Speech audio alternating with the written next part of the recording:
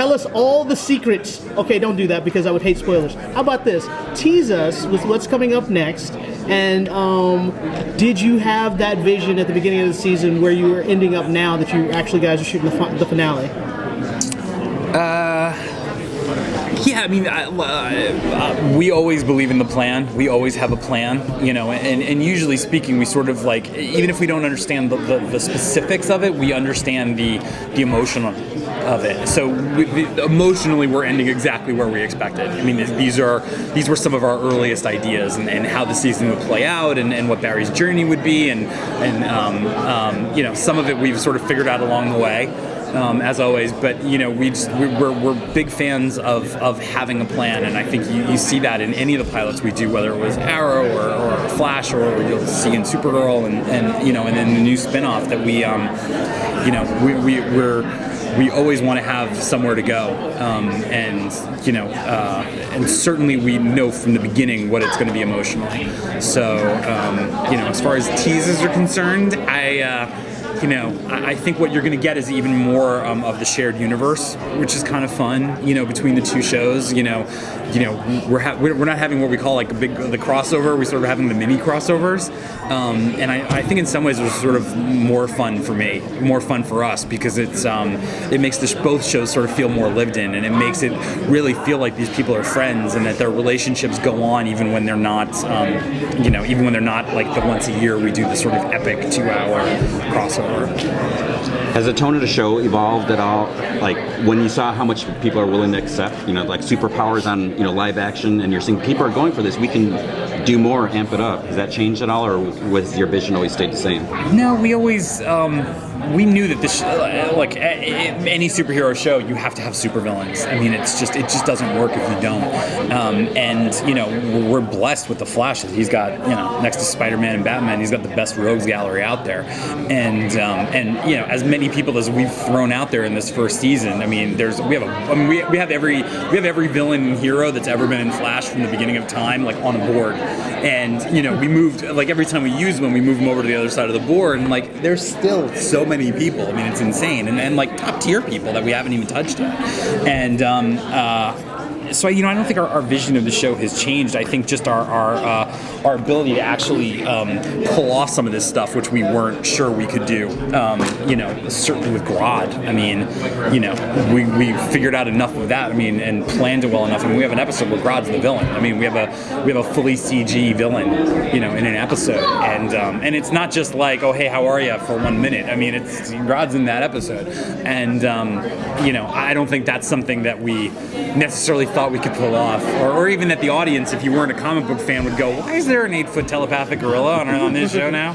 And yet somehow it works. I think I think we were more worried, in an odd way, we were sort of more worried about where people are going to accept the emotional stuff, the heart of the show, because it's sort of unrepentantly heartfelt, and was there room for that, especially in this sort of day and age where, between the Dark Knight movies and Daredevil and, your heroes are sort of coming all and Green Arrow, I mean, an Arrow, which, we're as guilty of it as anybody, of having that sort of, put upon tortured hero, but, where people are going to want to watch a show that had superpowers, but also a scene between, two men, who love each other, and the whole audience is going to be crying at the end of it. The episodes with Captain Cold are always like super exciting and fun and dynamic to watch. How do you decide which villains you bring back, like you have with him so many times, versus the ones that maybe just come on for one episode and then you have yet to return to that? Obviously Captain Cold is, the Flash's main nemesis. So, we knew we were going to want to bring him back over and over again, and that's part of getting Wentworth and convincing Wentworth to do it. Sometimes it's the actor we cast. We have a whole bunch of returning villains coming up in an upcoming episode, and like we have the Mist back, because we loved Anthony Kerrigan. He scared the bejesus out of us, with his line deliveries. So it's just, it's sometimes it's because of the actor we cast. Sometimes it's because we love how the power turned out. And other times it's because it's the design of the show. So, and no one should ever think like, oh, they never brought my guy back, that was a bad actor or whatever. It's just sometimes where the story takes us, or, wouldn't it be cool, when we're designing a story, again, we always design everything from an emotional standpoint and what's happening to the characters and the sort of, how we come to sort of who the villain of the piece is sort of the last piece of the puzzle, unless it's specifically designed, like for Captain Cold or something. And so that's sometimes how people end up coming back. So, quick question. I have a friend who watched all of Arrow. Last question, too. I have a friend who watched all of Arrow, thought it was great, super dark. Then he watched The Flash and he was like, oh, it's too light. I don't know if I can watch this. It's like not my thing. And I keep telling him, well, that's not the case anymore necessarily. So did you intend to start it off in a completely different way and then speak to how the show has now progressively kind of gone to a darker place? I don't know. I mean, if you watch that pilot, it's not. I don't really feel like tonally it's left that. I mean, there's a lot of dark moments in the pilot. I mean, when Joe tells Barry, like, your whole life you've been slinging this BS, like, it's time for you to grow up. Your dad killed your mom, and the last scene with Barry and his dad, and then the revelation at the end about Wells. Like, I don't really feel like tonally the show is all that different. I mean, I think there clearly is a lightness, and a heart to, and a humor, especially to the Flash that isn't on Arrow, but I don't really think we've abandoned it. I think it's just reached that part of the story where things are getting, the veils have come down, so it's harder to be sort of funny, but the